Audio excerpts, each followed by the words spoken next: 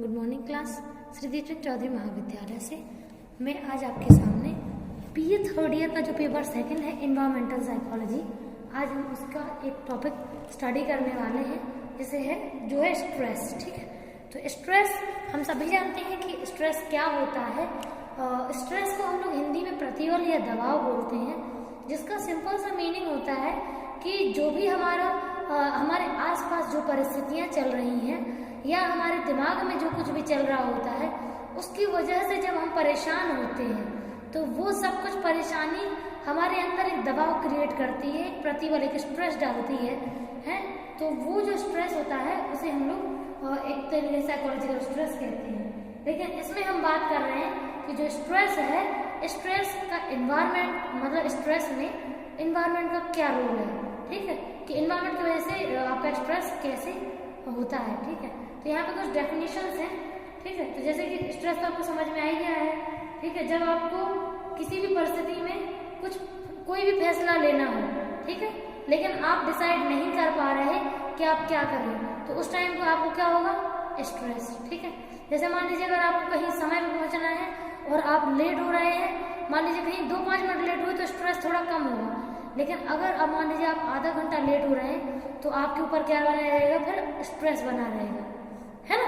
तो ये रहता है। तो कोई भी चीज जो होती है, जब हम कुछ भी करते हैं, अगर वो चीजें सही डायरेक्शन में नहीं जा रही होती हैं तो फिर हमें वहां क्या होने लगता है, स्ट्रेस। ठीक है, तो यहाँ पे स्ट्रेस में सबसे एक डेफिनेशन है हिस साइले की। उनका कहना ये है कि जो स्ट्रेस है उस पे शरीर के ऊपर, स्ट्रेस का शरीर के द्वारा आवश्यकता अनुसार की गई अपशिष्ट अनुक्रिया है। मतलब कि जो कुछ भी पर्सन के आसपास के जीवन में होता है उसका इम्पैक्ट व्यक्ति के बॉडी पे पड़ता है, और बॉडी और ब्रेन दोनों कम्युनिकेट करते हैं और उसको स्ट्रेस महसूस होता है। ठीक है, जैसे मान लीजिए अगर पर्सन को भूख लग रही है और अब उसको खाना नहीं मिल रहा तो उसको क्या होगी, चिंता होगी और तनाव होगा, स्ट्रेस होगा, तो वो परेशान सा रहेगा। तो स्ट्रेस यही है कि जिसमें जब कोई व्यक्ति कोई भी काम करता है और उसमें सिंपल सा ये है कि जब उस काम को करने में स्ट्रेस उत्पन्न होता है। ठीक, तो देखिए जैसे कि जो आपका इनकी डेफिनेशन है, इनका कहना सिंपल सा यही था कि जो भी हमारे आसपास का वातावरण है, भौतिक वातावरण और सामाजिक वातावरण, इन दोनों ही वातावरण के अनुसार व्यक्ति व्यवहार करता है और उसकी मनोविज्ञान पर उस पर्यावरण का प्रभाव पड़ता है। सेकंड डेफिनेशन जो आपका होती है मॉर्गन किंग के अकॉर्डिंग। ठीक है, मॉर्गन किंग, आपका किंग लिखा है लेकिन वो किंग है। ठीक है, तो इसके अकॉर्डिंग जब हम बात करते हैं आपका, तो जो स्ट्रेस होता है, स्ट्रेस का अपना एक लेवल होता है, हम अलग अलग फॉर्म में स्ट्रेस को मापते हैं। ठीक है, जैसे कि मान लीजिए हम लोग जो स्ट्रेस होता है उसकी इंटरनल स्टेज होती है और एक्सटर्नल। इंटरनल होती है हमारे माइंड में, यानी कि हम ब्रेन में कितना स्ट्रेस फील कर रहे हैं, और एक्सटर्नली मतलब बाहर कितना दिखा रहे हैं। ठीक है, शारीरिक रूप में, और उसका बॉडी पे प्रभाव भी पड़ता है। जब हम ज्यादा स्ट्रेस में जीते हैं तो पर्सन के साथ ऐसा होता है कि उसके बॉडी के ऑर्गन पे उसका इम्पैक्ट पड़ता है, ये सभी जानते हैं। चाहे हम पॉजिटिव फील करें या नेगेटिव फील करें, दोनों ही एनर्जीज का इम्पैक्ट हमारे ब्रेन और बॉडी के प्रभाव पार्टों पर पड़ता है। अगर पॉजिटिव रहेंगे तो ब्रेन और बॉडी के पार्ट हेल्दी रहेंगे, और अगर नेगेटिव रहेंगे तो ब्रेन और बॉडी के पार्ट बिल्कुल नेगेटिव हो जाएंगे। ठीक है, तो इसमें ये थर्ड डेफिनेशन है लिजारस की, 1966 के अकॉर्डिंग है। तो इनका साथ कुछ और लोगों ने भी दिया है, जैसे लाउनियर है, उन्होंने 1978 में दिया था, और मैकगर्थ है, उन्होंने 1978 में दिया था। ठीक है, इन दोनों ने। इनका कहना ये है कि जो भी अपना स्ट्रेस है, जो स्ट्रेस होता है उसमें जो प्राणी है यानी कि इंसान है उसमें असंतुलन हो जाता है। जब व्यक्ति अपने आसपास की परिस्थितियों के अनुसार खुद व्यवहार नहीं कर पाता है और मस्तिष्क में उन चीजों को बिठा नहीं पाता है तो उसको स्ट्रेस उत्पन्न होने लगता है। ठीक है, अब यहाँ हम बात करते हैं विशेषताओं की। तो पहली जो विशेषता है वो है प्रतिबल मूल्यांकन। ठीक है, तो स्ट्रेस इवैल्यूएशन का मतलब होता है कि कंडीशन अगर छोटी सी हो और हम उसे बहुत ज्यादा बड़े फॉर्म में लें, समझें या महसूस करें तो हमें स्ट्रेस उतना ही ज्यादा होगा।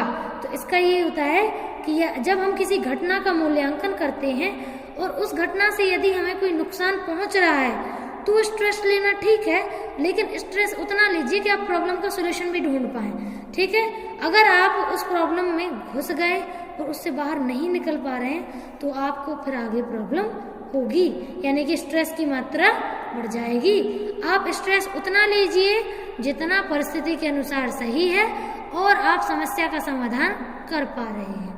ठीक है। सेकेंड है आपका उद्दोलन में वृद्धि, यानी कि ग्रोथ इन एक्साइटमेंट। जब पर्सन अपने आसपास के वातावरण के बारे में जो भी दैहिक परिवर्तन होते हैं, ठीक है, जैसे मान लीजिए पर्सन के अंदर साइकोलॉजिकल चेंजेस भी होते हैं, पर्सन का दिमाग होता है कि वो कैसे महसूस कर रहा है, उसके इमोशन कैसे हैं, ठीक है, तो ये सब कुछ होता है। तो इस टाइम पे जब कोई पर्सन ऐसे महसूस करता है चीज़ों को जिससे वो कह नहीं पा रहा है लेकिन समझ रहा है उन चीज़ों को, ठीक है, तो ये होता है। तो जब पर्सन मानसिक रूप से किसी तनाव की परिस्थिति में घिर जाता है और उसको लिए रहता है कंटिन्यू और उसको कम नहीं करता है, बहुत ज़्यादा एक्साइट होता है उस स्ट्रेस को लेने में। ठीक है। अगला है समायोजन का प्रभाव। तो जब हम सभी जानते हैं कि आपका जो पॉइंट है समायोजन, तो समायोजन का प्रभाव को अपन ऐसे समझ सकते हैं कि जब हम अपने आसपास की परिस्थितियों के साथ समायोजन नहीं कर पाते हैं और उनसे सीख नहीं पाते हैं और उनके प्रति अपना जो रिएक्शन है वो गलत देते हैं, तो उसे हम कह सकते हैं कि जब समायोजन नहीं हम कर पा रहे होते हैं तो हमारे अंदर स्ट्रेस हो जाता है। जैसे मान लीजिए अगर कोई पर्सन अमेरिका में रहता हो और उसको इंडिया में सर्वाइव करना पड़े तो उसको काफ़ी दिक्कतें हों, क्योंकि कल्चर चेंज है, एनवायरनमेंट चेंज है, भौतिक एनवायरनमेंट भी चेंज है हमारा और मानसिक भी। हमारे यहाँ ओपन माइंडेडनेस का लेवल जैसे है उनके यहाँ जैसे है, तो ये सब चीज़ें हमारी फिर अलग हो जाती हैं। ठीक है। अगला है सामाजिक संपर्क में कमी। यदि कोई पर्सन सोशल में आपका रहता है लेकिन उनके साथ इंटरेक्शन नहीं कर पाता है, जब समाज के साथ रह कर के भी समाज के साथ अपना इंटरेक्शन नहीं देता है, तो वो हम कह सकते हैं कि उस व्यक्ति का सामाजिक संपर्क नहीं है, इसीलिए उसमें स्ट्रेस ज़्यादा हो रहा है। तो सोशल इंटरेक्शन भी बहुत ज़्यादा ज़रूरी है। ठीक है। लास्ट है आपका प्रत्याक्षिक नियंत्रण का प्रभाव। तो प्रत्याक्षिक नियंत्रण मतलब सामने वाली जो कंडीशन है उसको समझना और उसका जो परसेप्शन है वो सही फॉर्म में करना। ठीक है। तो जब कुछ परसेप्शन ऐसे होते हैं जिनका नियंत्रण हम करते हैं और उन परसेप्शन में चेंजेस भी होते हैं, तो अगर हमारा परसेप्शन स्ट्रेस को लेने का सही है तो उनमें हम प्रॉब्लम सॉल्विंग भी लेंगे। लेकिन अगर स्ट्रेस जो है वो हम गलत तरीके से गलत स्ट्रेस ले रहे हैं तो उसमें हम लॉजिक यूज नहीं करेंगे, इसलिए हमारा परसेप्शन भी गलत हो जाएगा। तो यहाँ हम स्ट्रेस की बात करते हैं, स्ट्रेस में हम इतना आज देख रहे हैं, इसके आगे हम कल की क्लास में देखेंगे। जो भी डाउट हो आप पूछ सकते हैं। ठीक है। ओके।